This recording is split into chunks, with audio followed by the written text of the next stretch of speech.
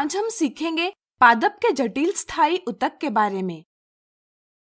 पादपों में मुख्यतः दो प्रकार के ऊतक होते हैं, विभज्य ऊतक और स्थायी ऊतक। हम जानते हैं कि विभज्य ऊतक तीन प्रकार के होते हैं, शीर्षस्थ विभज्य ऊतक यानी अपाइकल मेरिस्टेम, पार्श्व विभज्य ऊतक यानी लैटरल मेरिस्टेम और अंतर्विष्ट विभज्य ऊतक यानी इंटरकैलरी मेरिस्टेम। इसी तरह स्थायी ऊतक भी दो प्रकार के होते हैं, सरल स्थायी ऊतक यानी सिंपल परमानेंट टिश्यू और जटिल स्थायी ऊतक यानी कॉम्प्लेक्स परमानेंट टिश्यू। पिछले वीडियो में हमने सरल स्थायी ऊतक और इनके प्रकार के बारे में चर्चा की थी, तो चलिए आज हम जटिल स्थायी ऊतक को विस्तार से जानेंगे। ऐसा ऊतक जो केवल एक ही प्रकार की स्थायी कोशिकाओं से बना होता है, जो एक जैसा कार्य करती है, सरल स्थायी ऊतक कहलाता है। इसके विपरीत ऐसा ऊतक जो एक से अधिक प्रकार की कोशिकाओं से बना होता है तथा ऊतक की सभी कोशिकाएं एक साथ एक इकाई की तरह काम करती है, जटिल स्थायी ऊतक कहलाता है। उदाहरण के लिए जाइलम और फ्लोएम जटिल स्थायी ऊतक है। पादप में जाइलम और फ्लोएम संवहन का कार्य करते हैं। ये दोनों एक साथ एक इकाई के रूप में कार्य करते हैं और मिलकर संवहन बंडल यानी वैस्कुलर बंडल का निर्माण करते हैं। इसलिए इन्हें संवहन ऊतक यानी वैस्कुलर टिश्यू भी कहा जाता है। ऐसा संवहन बंडल जिसके जाइलम और फ्लोएम के बीच में कैम्बियम उपस्थित होता है, खुला संवहन बंडल यानी ओपन वैस्कुलर बंडल कहलाता है। उदाहरण के लिए गुलाब, आम और मटर के पादप में खुला संवहन बंडल होता है, तथा ऐसा संवहन बंडल जिसके जाइलम और फ्लोएम के बीच में कैम्बियम उपस्थित नहीं होता, बंद संवहन बंडल यानी क्लोज्ड वैस्कुलर बंडल कहलाता है। उदाहरण के लिए केले, गन्ने और गेहूं में बंद संवहन बंडल होता है। तने और पत्तियों के संवहन बंडल में जाइलम बीच में उपस्थित होता है तथा फ्लोएम जाइलम के बाहर की ओर स्थित होता है। जड़ों में जाइलम और फ्लोएम एक के बाद एक एकांतर तरीके से उपस्थित होते हैं। ऐसे पादप जिनमें जाइलम और फ्लोएम उपस्थित होते हैं संवहनी पादप यानी वैस्कुलर प्लांट्स कहलाते हैं, तथा ऐसे पादप जिनमें जाइलम और फ्लोएम उपस्थित नहीं होते हैं असंवहनी पादप यानी नॉन वैस्कुलर प्लांट्स कहलाते हैं। जाइलम और फ्लोएम यानी संवहन ऊतक जटिल पौधों को स्थलीय वातावरण यानी टेरेस्ट्रियल एनवायरनमेंट में रहने के लिए अनुकूल यानी अडेप्टिव बनाते हैं। संवहन ऊतक जाइलम की बात करें तो जाइलम चार प्रकार की कोशिकाओं से बना हुआ है। जाइलम वाहनिका यानी जाइलम ट्रकीड, वाहिका यानी वेसल, जाइलम पैरेन्काइमा, जाइलम रेशे यानी फाइबर मिलकर जाइलम ऊतक बनाते हैं। इन कोशिकाओं में से जाइलम ट्रकीड, वाहिका और जाइलम रेशे मृत कोशिकाएं हैं और जाइलम पैरेन्काइमा जीवित कोशिकाएं हैं। यह सभी कोशिकाएं एक दूसरे के साथ जुड़ी हुई नलिकाओं जैसी रचना होती है।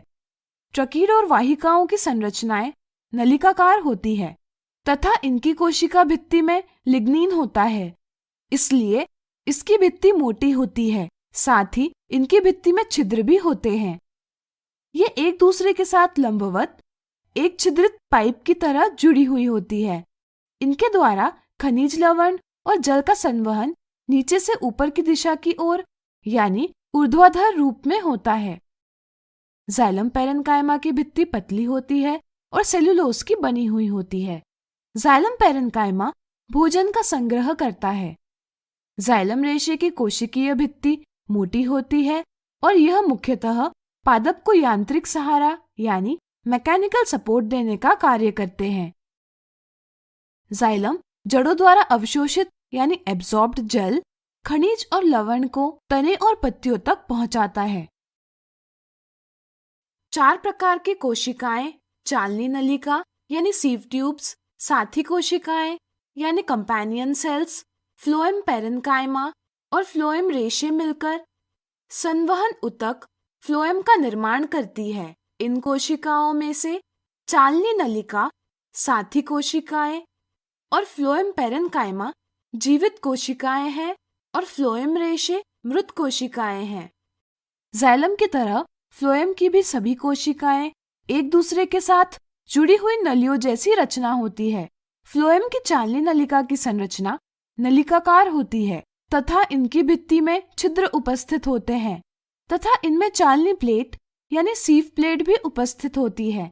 साथ ही कोशिकाएं चालनी नलिका से सटी हुई होती है। साथ ही कोशिकाएं चालनी प्लेट द्वारा भोजन की गति के लिए ऊर्जा प्रदान करती है। फ्लोएम पैरेन्काइमा की भित्ति सेलुलोज की बनी हुई होती है जो भोजन का संग्रह करता है। फ्लोएम रेशे की कोशिकीय भित्ति काफी मोटी होती है। ये लंबे, अशाखित और इनके सिरे सुई की तरह नुकीले होते हैं, इसलिए इन्हें बास्ट रेशे भी कहा जाता है। फ्लोएम पत्तियों में निर्मित भोजन को पादप के विभिन्न भागों तक पहुंचाता है, यानी कि फ्लोएम ऊपर और नीचे दोनों दिशाओं की ओर भोजन का संवहन करता है। चलिए अब हम एक क्रियाकलाप की सहायता से पादप की विभिन्न कोशिकाओं को देखेंगे। इसके लिए हम किसी पादप का तना लेंगे और उसका एक बहुत पतला सेक्शन काटेंगे। इस सेक्शन को हम स्लाइड पर रखेंगे और इस सेक्शन पर सेफ्रोनिन और ग्लिसरीन की कुछ बूंदें डालेंगे।